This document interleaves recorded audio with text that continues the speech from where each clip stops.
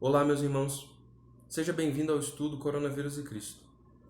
Nessas últimas semanas, o Brasil tem sido afetado por uma pandemia e tudo isso se deve a um novo tipo de coronavírus que tem causado a tão famosa Covid-19. É uma doença que ataca os pulmões e, em casos mais graves, pode levar ao óbito por sufocamento.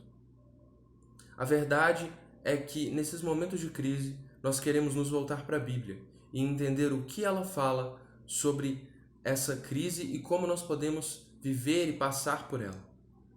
O nosso estudo se baseia em um livro lançado recentemente, Coronavirus and Christ, do John Piper, um pregador norte-americano. É uma leitura extremamente edificante e nós queremos, nesse momento, passar pela primeira parte desse estudo.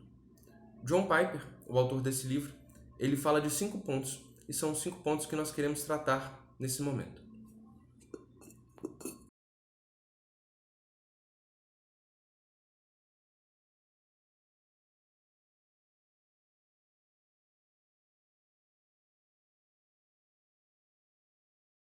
O primeiro ponto é venha para a rocha. Nesses tempos de crise, as pessoas começam a recorrer às chances. Elas começam a confiar nas estatísticas como se elas estivessem com a solução.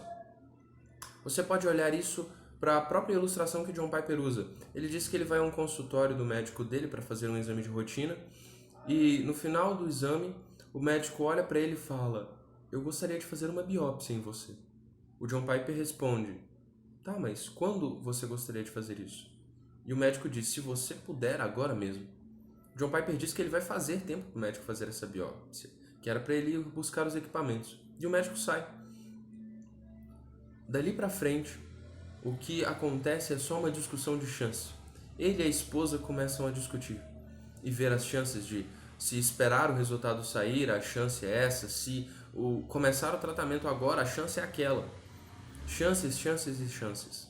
Mas a verdade é que ele mesmo compartilha que, naquele consultório, antes que o médico sequer voltasse com o equipamento da biópsia, o Senhor trouxe à sua memória um versículo. Porque Deus não nos destinou para a ira, mas para alcançar a salvação mediante o nosso Senhor Jesus Cristo, que morreu por nós para que, quer vigiemos, quer durmamos, vivamos em união com Ele. Essa é a verdade inabalável, essa é a rocha, a obra e a pessoa do Senhor Jesus Cristo.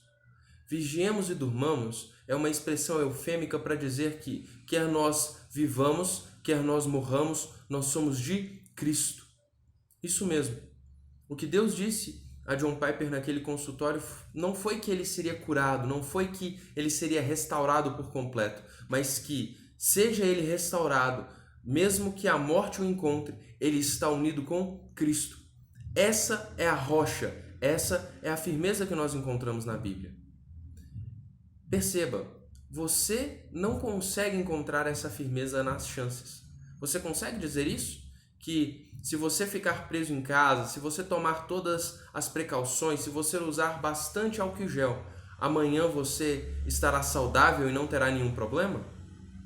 Você pode olhar na Bíblia o que ela diz sobre essas afirmações. Perceba o que Tiago fala. Atendei agora, vós que dizeis, hoje ou amanhã iremos para a cidade tal, e lá passaremos um ano, e negociaremos, e teremos lucro. Vós não sabeis o que sucederá amanhã. Que é a vossa vida? Sois apenas como neblina que aparece por um instante e logo se dissipa. Em vez disso, deveis dizer, se o Senhor quiser, não só viveremos, como também faremos isto ou aquilo. A verdade é que você não tem controle sobre a sua vida. Se não o coronavírus, outra coisa poderia te levar a encontrar com o seu Criador. Não é você que define se você estará vivo amanhã. Na verdade, não sou eu que defino se estarei vivo para ver esse vídeo sendo postado. É o Senhor quem define todas as coisas. E é nele que nós descansamos. É nessa união que nós descansamos. É com Cristo que nós estamos firmados. É nessa esperança de que quer vivamos, quer morramos, o Senhor é aquele que nos guarda, é aquele que nos sustenta. Perceba, se o Senhor quiser, nós vamos viver. E se o Senhor não quiser, nós não iremos viver. Não somos nós quem decidimos, é o Senhor. E é nessa rocha que nós estamos firmados. É nessa esperança da união com Cristo que nós estamos firmados. Essa é a nossa rocha. O ponto é uma fundação sólida. Importa pouco o que eu digo sobre o coronavírus. E importa pouco o que você pensa sobre o coronavírus. Na verdade, importa pouco até o que os especialistas dizem sobre o coronavírus. Mas importa eternamente o que o Senhor pensa e diz sobre o assunto. Isso tudo porque, por melhor que sejam as estatísticas, e por mais ousado que seja você ao dizer que não vai passar por nada disso, ou que a doença não vai te afetar, você não tem força para manter a sua palavra. Ela é como a erva. Veja o que a palavra de Deus diz. Pois toda a carne é como a erva, e toda a sua glória como a flor da erva. Seca-se a erva e cai a sua flor. A palavra do Senhor, porém, permanece eternamente. Ora, esta é a palavra que vos foi evangelizada. Eu quero que você note, não importa o quão poderoso você é, você não passa de erva. Em pouco tempo seca. A maior de suas glórias, o maior dos seus feitos, ele cai. Mas a palavra do Senhor permanece eternamente. Olha só. O caminho de Deus é perfeito, a palavra do Senhor é provada. Ele é escudo para todos que nele se refugiam. O ponto é, a palavra do Senhor não é um salto no escuro. Quando você confia na Bíblia, nós não estamos falando de algo aleatório que tem chance de ocorrer. Nós estamos falando de algo certo, de algo provado, de algo que traz refúgio, de algo que traz segurança. E como nós podemos nos assegurar, ou qual a segurança que a Bíblia pode nos trazer? E aqui vem o segredo. Olha só. Sabendo que a soberania que poderia parar o coronavírus e mesmo assim não faz, é a mesma soberania que sustenta a alma através da doença. Esse é o ponto central dessa primeira parte do estudo. Sabendo que a soberania que poderia parar o coronavírus e mesmo assim não faz, é a mesma soberania que sustenta a alma através da doença. Nós vamos entender um pouco mais à medida que nós formos avançando. Mas eu quero que você tenha plena confiança de que a nossa segurança está no Senhor Jesus Cristo. E nele nós temos a segurança de que mesmo que a soberania dele pudesse parar o coronavírus, e ele assim não faz, a soberania dele ainda pode nos sustentar através de tudo isso. O terceiro ponto é: a rocha é justa. Nesses tempos de crise, as pessoas acham difícil crerem em um Deus santo, justo e bom. Isso porque elas não conseguem compreender como um Deus santo, justo e bom permitiria que os seus filhos sofressem nas mãos de um vírus. Entretanto, essas características não estão isoladas em Deus e você não pode simplesmente arrancá-las. Elas se relacionam e nós precisamos compreender elas para conseguir entender o próximo ponto. Primeiro, a santidade de Deus. O que significa para Deus ser santo? Bem, santidade na Bíblia significa ser separado das coisas comuns, separado das coisas ordinárias. E Deus ser santo significa que Deus é separado de tudo e de todas as coisas. Ele é único, ele está em uma classe única dele e ele deve ser tratado como tal. Note o que a Bíblia diz. Não chameis conjuração a tudo quanto este povo chama conjuração. Não temais o que ele teme, nem tomeis isso por temível. Ao Senhor dos Exércitos, a ele santificai, seja ele o vosso temor, seja ele o vosso espanto. Percebe? Nós devemos santificar ao Senhor, tratar ao Senhor como santo. Ele deve ser a fonte do nosso temor, não aquilo que o povo teme. Nós não devemos tratar ao Senhor como qualquer um, mas nós devemos tratar ao Senhor como lhe é devido, como único. Bem, a santidade do Senhor também tem um outro ponto. Significa uma moral, um código moral. O Senhor, ele é justo. Bem, o que significa ser justo? Ser justo significa obedecer à justiça. Mas de qual justiça nós estamos falando? É só você pensar antes da criação, antes que tudo viesse a existir, Deus já existia. Então, lá, a qual justiça o Senhor obedecia? A sua justiça. Ele obedece a si próprio. O Senhor obedece à sua própria justiça. O Senhor não pode negar-se. É isso que a Bíblia diz. Se somos infiéis, ele permanece fiel, pois de maneira nenhuma pode negar-se a si mesmo. Note, nós até podemos ser infiéis, nós até podemos negar a nossa palavra, ir contra aquilo que nós dissemos uma vez, mas o Senhor não, ele permanece fiel, ele não pode negar-se a si mesmo. Isso é o que significa para o Senhor ser justo. Ele obedece à sua própria justiça. Além disso, o Senhor também é bom. Ele dá as coisas aos homens. Ele é gracioso. Ele dá aquilo que nós não merecemos. Ele é rico e abundante em bênçãos. Olha só o que o salmista diz. Como é grande a tua bondade, que reservaste aos que te temem, da qual usas perante os filhos dos homens para com os que em ti se refugiam.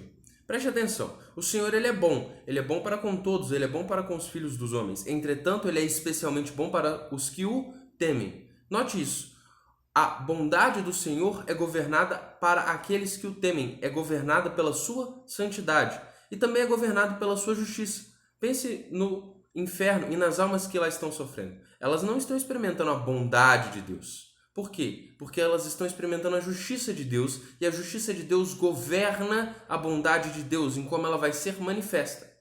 Porque Deus está imputando a sua justiça naquelas almas, ele deixou de ser bom? De forma nenhuma. Ele continua sendo bom. Entretanto, elas não estão experimentando a sua bondade. É isso que significa para o Senhor ser bom. Ele é rico em suas dádivas, mas a sua bondade não é garantida. Nós não temos o direito de reclamar com o Senhor. Nós não temos o direito de chegar para o Senhor e pedir alguma coisa, porque nós não temos direito perante o Senhor, porque nós não conquistamos nada perante o Senhor. Nós não fizemos nada por Ele. E esse é um dos pontos críticos de sua bondade. Ele é quem nos dá, nós não damos nada a Ele. Veja o que o apóstolo diz em Atos. O Deus que fez o mundo e tudo o que nele existe, sendo Ele Senhor do céu e da terra, não habita em santuário feitos por mãos humanas, nem é servido por mãos humanas, como se de alguma coisa precisasse, pois Ele mesmo é quem a todos dá vida, respiração e tudo mais. Eu quero que você perceba com grande afinco isso. O Senhor é quem dá a vida e tudo mais.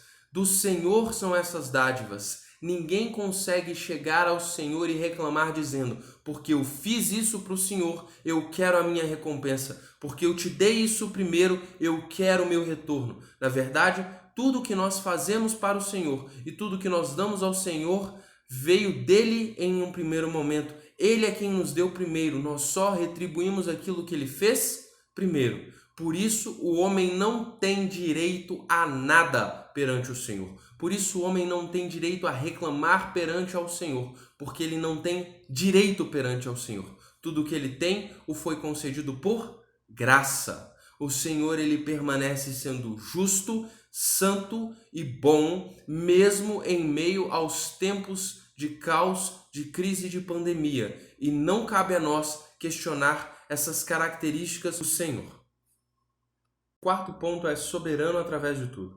O Senhor é soberano sobre todas as coisas. Ele é quem está no controle de todas as coisas, inclusive do coronavírus, sobre quem vai pegar ou quem não vai pegar, quem vai ser sarado da doença e quem não vai ser sarado da doença. Nossos tempos têm sido difíceis. E não é errado dizer isso, não é errado reconhecer isso. O Senhor sim está no controle e nós sim temos passado por tempos difíceis. É isso que você pode ver em Ruth, de 1, 20 a 21, quando Noemi diz, porém ela lhes dizia, não me chamais, Noemi, chamai-me Mara, porque grande amargura me tem dado o Todo-Poderoso. De Toz eu parti, porém o Senhor me fez voltar pobre, porque, pois, me chamareis Noemi?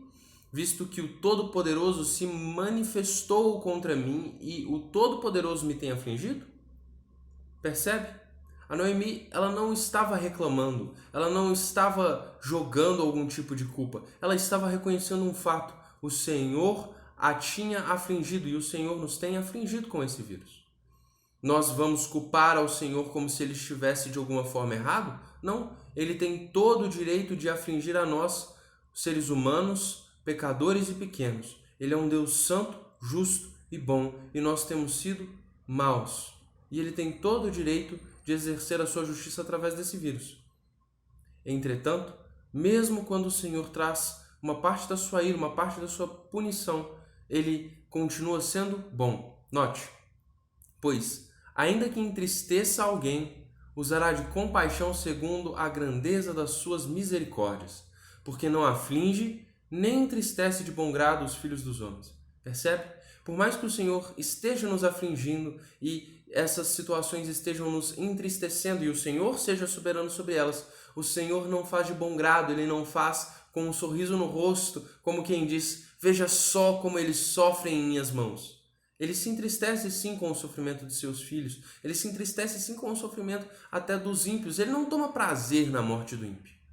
Mas isso não quer dizer que ele não possa fazer. O Senhor é soberano sobre todas as coisas. Bem, olhe só como o Senhor governa todas as coisas. Veja agora que eu somente, e mais nenhum Deus além de mim. Eu mato e eu faço viver, eu firo e eu saro. Não há quem possa livrar da minha mão.